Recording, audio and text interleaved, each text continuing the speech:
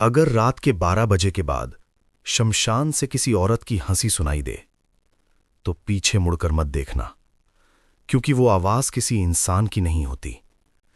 ये कहानी है उस पिशानी की जो शमशान से बंधी थी और जिसे देखने वाला कभी पूरा जिंदा नहीं लौटता। गांव का नाम था धौरिया। नक्शे में मुश्किल से दिखने वाला ये गांव चारों तरफ खेतों से घिरा था, लेकिन गांव के पश्चिम में एक ऐसी जगह थी जिसका नाम सुनते ही लोगों की आवाज कांप जाती थी। शमशान। धौरिया का शमशान कोई आम शमशान नहीं था।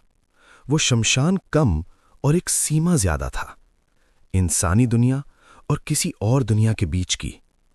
गांव के बुजुर्ग कहते थे, सूरज ढलने के बाद उस तरफ जाना अपनी मौत बुलाने जैसा है। लेकिन कोई नहीं जानता था कि असली वजह क्या थी। मैं, राघव, शहर से यहां आया था अपने बाबा का घर बेचने। मुझे इन बातों पर कभी यकीन नहीं रहा। पहली ही रात जब मैं छत पर सो रहा था, रात करीब 1:17 पर मेरी नींद खुली। हवा अचानक बहुत ठंडी हो गई थी और तभी हंसी, धीमी, खींची हुई औरत की हंसी। वो हंसी शमशान की तरफ से आ रही थी। मैं उठा, छत की मुंडेर से झांका और जो मैंने देखा उसने मेरी रूह तक हिला दी। शमशान के बीचों बीच एक औरत खड़ी थी।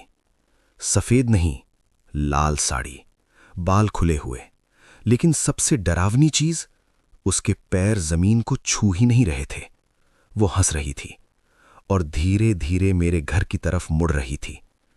तभी नीचे से किसी ने चिल्लाकर कहा, छत से हट जा। मैं चौंक गया।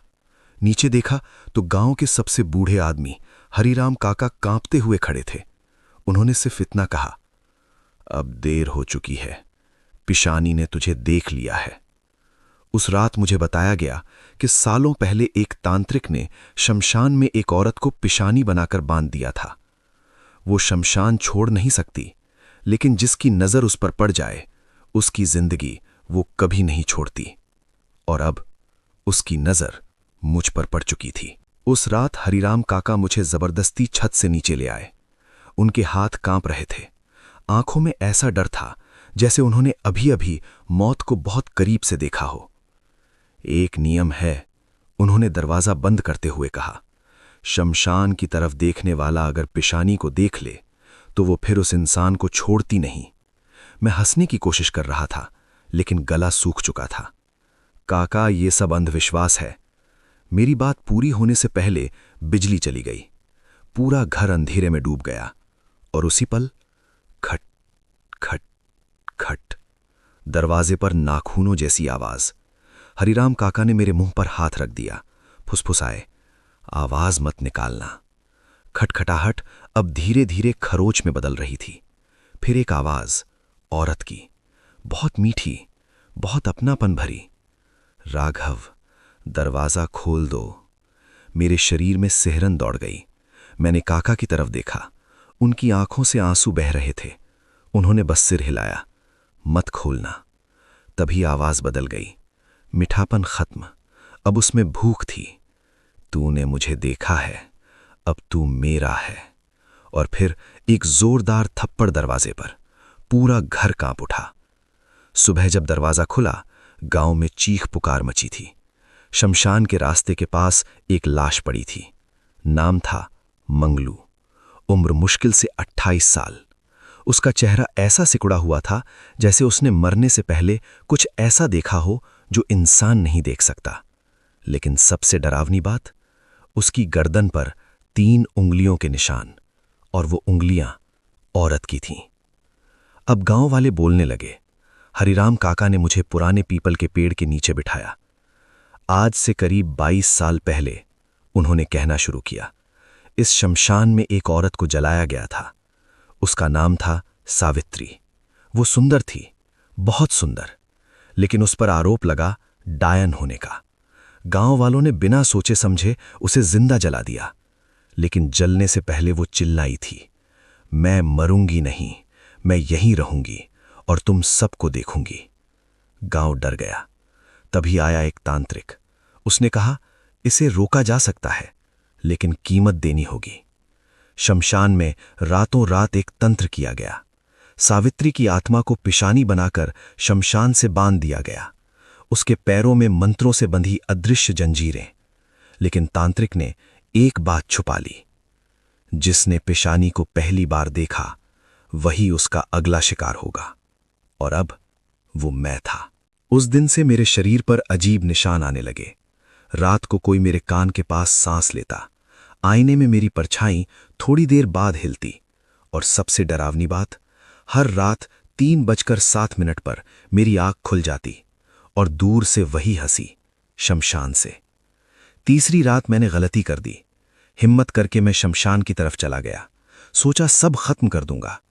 शमशान में अधजली लकड़ियां अब भी पड़ी थीं, हवा में मरे हुए मांस की गंध।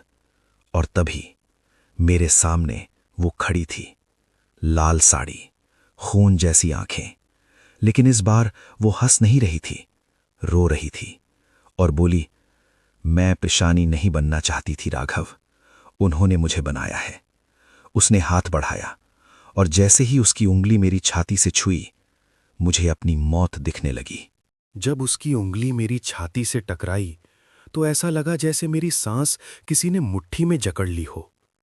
मेरे सामने दृश्य बदलने लगे। मैंने खुद को जमीन पर पड़ा देखा, मरा हुआ। मेरे चारों ओर गांव वाले खड़े थे और वो लाल साड़ी में मेरे सिर के पास बैठी मुस्कुरा रही थी। मैं चीखना चाहता था लेकिन आवाज गले से बाहर नहीं निकली। तभी वो बोली, डर मत राघव, मैं तुझे अभी नहीं मारूंगी। उसकी आवाज में क्रूरता नहीं थी, दर्द था। वो मेरे चारों ओर घूमने लगी। जिस रात मुझे जिंदा जलाया गया, उसने कहा, उस रात मैं इंसान थी। मेरे कानों में उसकी चीखें गूंजने लगीं। लकड़ियां, आग, धुआं और सबसे ऊपर गांव वालों की आंखों में डर नहीं, संतोष। मरने के बाद भी मुझे चैन नहीं मिला।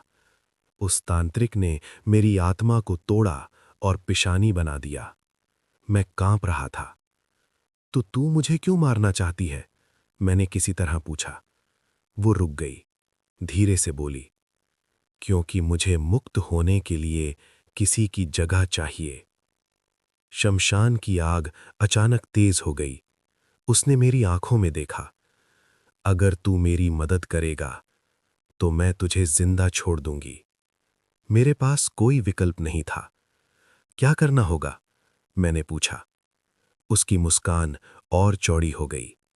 जिस तांत्रिक ने मुझे बांधा, उसे ढूंढ। गांव के सबसे पुराने मंदिर के नीचे एक कमरा था। वहां मुझे बताया गया उस तांत्रिक का नाम, कालू नाथ। हरिराम काका नाम सुनते ही पीछे हट गए। वो मरा नहीं है, काका बोले। ऐसे लोग मरते नहीं।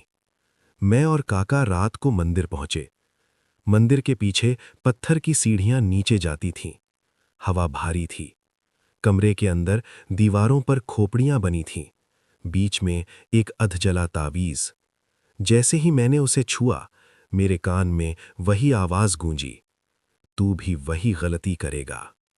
उस तावीज के जरिए मुझे सच्चाई दिखी। कालू नाथ ने सावित्री को मुक्त नहीं, कैद किया था, क्योंकि पिशानी से वो शक्ति लेता था। गांव की हर मौत, हर बीमारी उसकी साधना का हिस्सा थी और अब उसे मेरी जरूरत थी। उस रात मैं सो नहीं पाया। आधी रात मेरे कमरे में अगरबत्ती की गंध फैली। आंख खुली तो मेरे सामने कालू नाथ खड़ा था। सूखी चमड़ी, सफेद आंखें। वो मुस्कुराया। पेशानी ने तुझे चुन लिया है, लेकिन वो भूल गई कि उसका असली मालिक कौन है। उसने मेरे माथे पर उंगली रखी और अंधेरा छा गया। जब होश आया, मेरी पीठ जमीन से चिपकी थी। कमरा घूम रहा था। कान में सिर्फ एक आवाज, अब तू मेरा माध्यम है। मैं उठने की कोशिश कर रहा था, लेकिन शरीर मेरा नहीं था। मेरे हाथ अपने आप अजीब मुद्राएं बनाने लगे और तभी आईने में मैंने खुद को देखा। मेरी आंखें लाल थीं। मेरे अंदर 2 सांसें चल रही थीं, एक मेरी, एक उसकी। वो फुसफुसाई, घबराना मत राघव, मैं पूरी तरह नहीं आई हूं। मेरे दिल की धड़कन बेकाबू हो रही थी। तू मेरे शरीर में क्यों है? मैंने भीतर ही भीतर पूछा। उसकी आवाज मेरे दिमाग में गूंजी। क्योंकि कालू नाथ तुझे मारेगा और मैं उसे रोक नहीं सकती। अचानक बाहर से शोर आया। मैं लड़खड़ाते हुए घर से बाहर निकला। शमशान की तरफ लपटें उठ रही थीं और वहीं हरिराम काका जमीन पर गिरे हुए, उनकी छाती पर काले निशान जैसे किसी ने जलते कोयले से छुआ हो। मैं उनके पास पहुंचा। उन्होंने मेरी आंखों में देखा। डर नहीं था, सिर्फ अफसोस। उसे मत मारना, वो भी सच नहीं बोल रही। और उनकी सांस वहीं टूट गई। काका के मरते ही मेरे अंदर जोरदार दर्द उठा। पिशानी चीख पड़ी। उसने एक और शक्ति पाली। मुझे समझ आ गया, कालू नाथ हर मौत से और ताकतवर हो रहा था और अब अगली बारी मेरी थी। उस रात गांव में कोई चिराग नहीं जला, हर घर बंद। हवा में सिर्फ एक आवाज, ढोल की, शमशान से। पिशानी मेरे अंदर बेचैन होने लगी। वो तंत्र शुरू कर चुका है। मेरे पैरों ने अपने आप शमशान की राह पकड़ ली। शमशान के बीचों बीच एक बड़ा गोला बना था। राख, हड्डियां, काले धागे। बीच में कालू नाथ बैठा था, आंखें बंद, मुस्कान चौड़ी। उसने बिना देखे कहा, आ गया तू। मैं चाहकर भी रुक नहीं पा रहा था। पिशानी भीतर से चिल्ला रही थी, अगर वो तुझे बांध देगा तो मैं हमेशा के लिए कैद हो जाऊंगी। कालू नाथ ने आंखें खोली, मेरी तरफ देखा। तुझे लगता है वो तुझे बचाएगी? उसने हंसते हुए एक मंत्र पढ़ा। मेरे घुटने जमीन से टकरा गए। दर्द असहनीय था और तभी मेरे अंदर से दो आवाजें एक साथ निकलीं, मेरी चीख और पिशानी की हंसी। मेरे घुटने शमशान की राख में धसे हुए थे। वो राख ठंडी नहीं थी, वो जल रही थी। लेकिन आग जमीन पर नहीं थी, आग मेरी नसों में दौड़ रही थी। कालू नाथ की आवाज चारों दिशाओं से गूंज रही थी, अब तू सिर्फ इंसान नहीं रहा राघव, तू एक द्वार है। मेरी सांस टूट रही थी। सीना ऐसे दब रहा था जैसे किसी ने अंदर से पकड़ लिया हो। मेरे भीतर दो चेतनाएं टकरा रही थीं, एक मैं और दूसरी वो पिशाचिनी। उसकी आवाज मेरे दिमाग में गूंजी, वो तुझे वैसे ही तोड़ देगा जैसे उसने मुझे तोड़ा था। मैंने पूरी ताकत से राख पर हाथ पटका। बस बहुत हुआ। मेरी आवाज अब सिर्फ मेरी नहीं थी। कालू नाथ पहली बार चौंका। उसकी मुस्कान लड़खड़ा गई। उसने अपनी झोली से एक काली सुई निकाली। सुई पर सूखा हुआ खून जड़ा था। वो उसे मेरी गर्दन की तरफ लाया।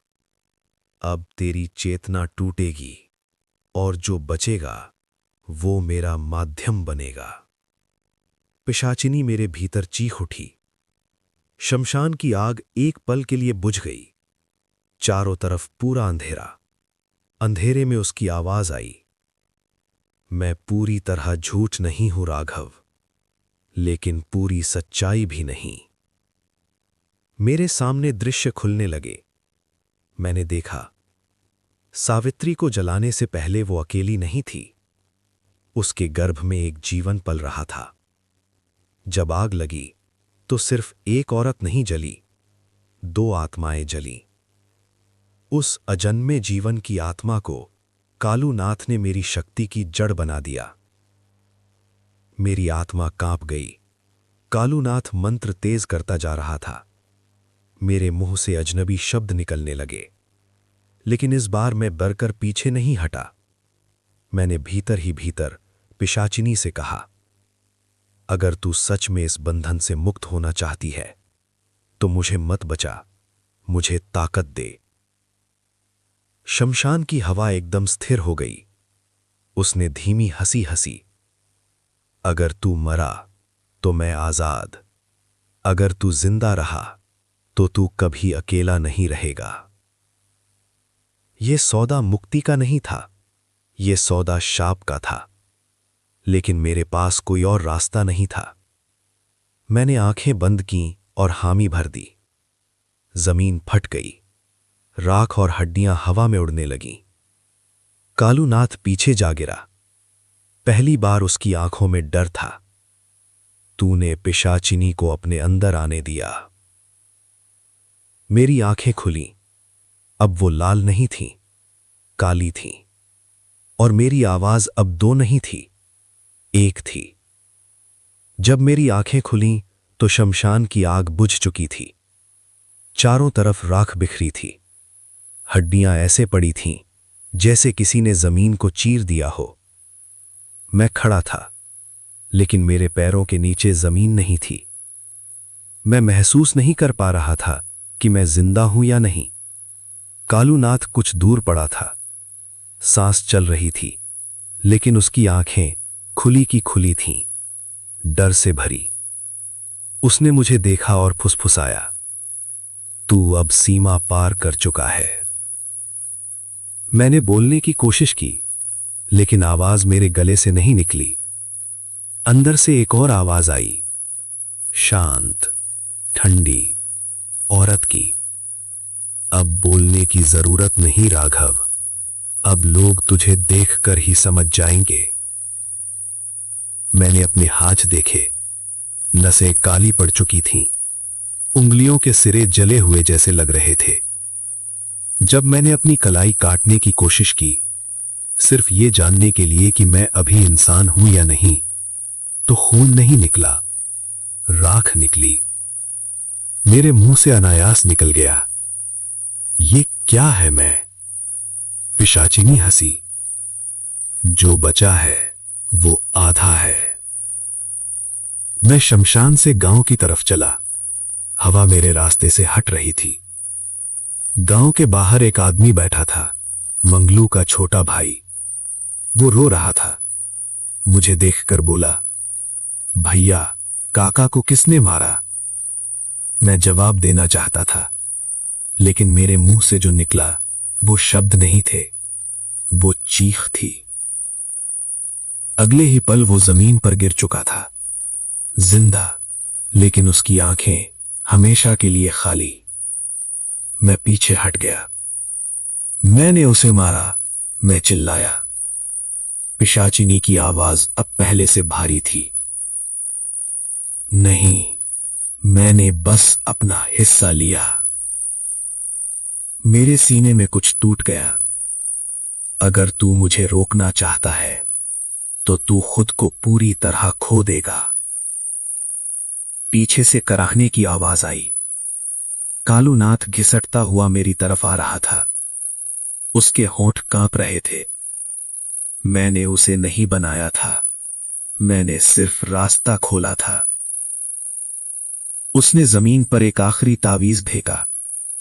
अगर तू इसे तोड़ देगा तो वो मुक्त हो जाएगी, और अगर नहीं तोड़ा तो तू धीरे धीरे वो बन जाएगा।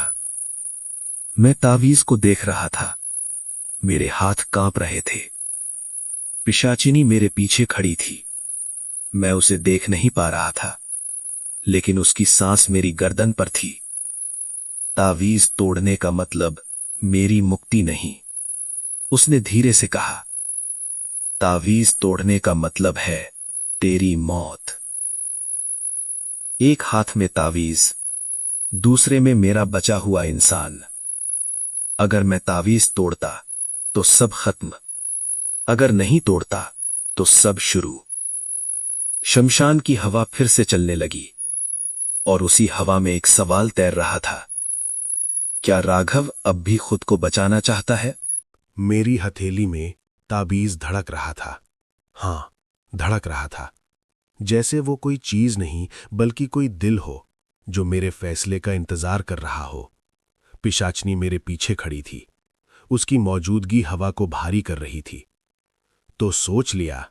उसने पूछा, अपनी मौत या मेरी भूख? जैसे ही मैंने ताबीज को कसकर पकड़ा, मेरे दिमाग में यादें फटने लगीं।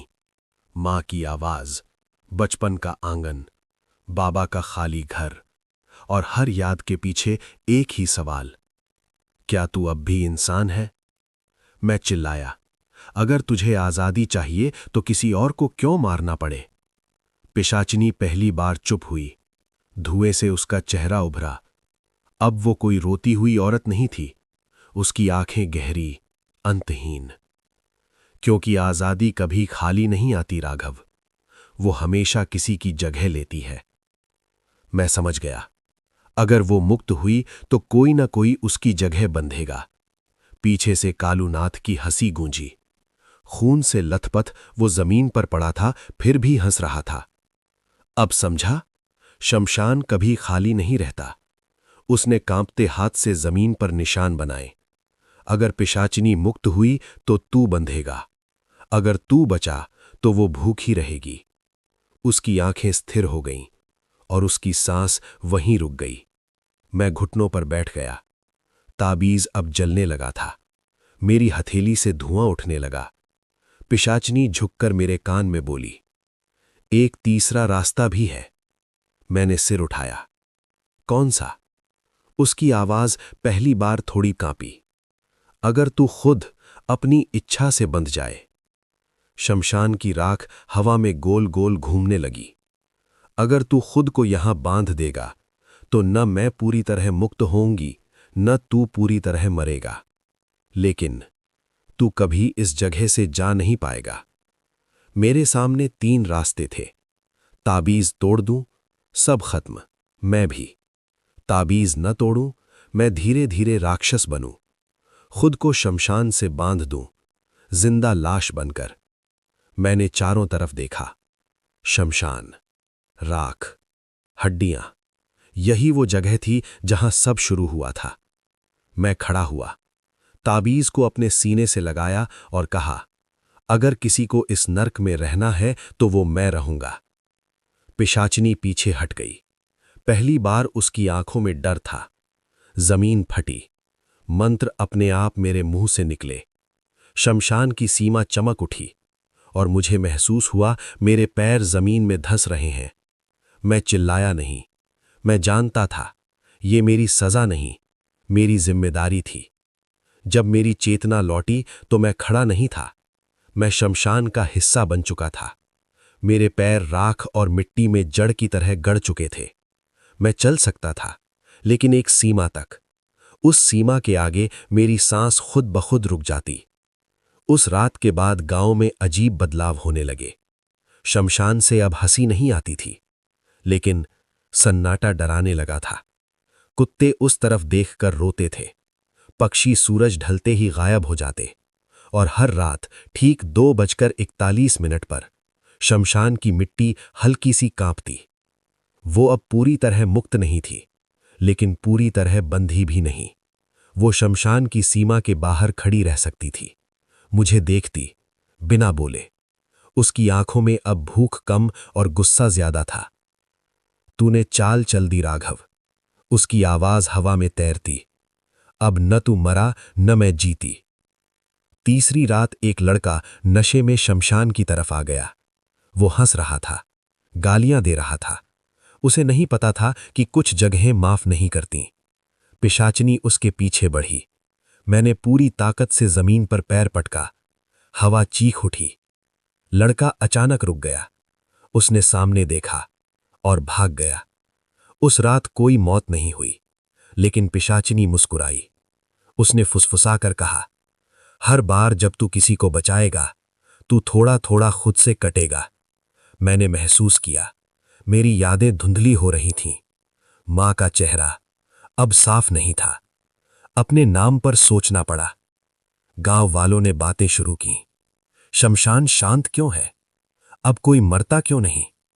कुछ लोग बोले, कोई है जो अब पहरा दे रहा है।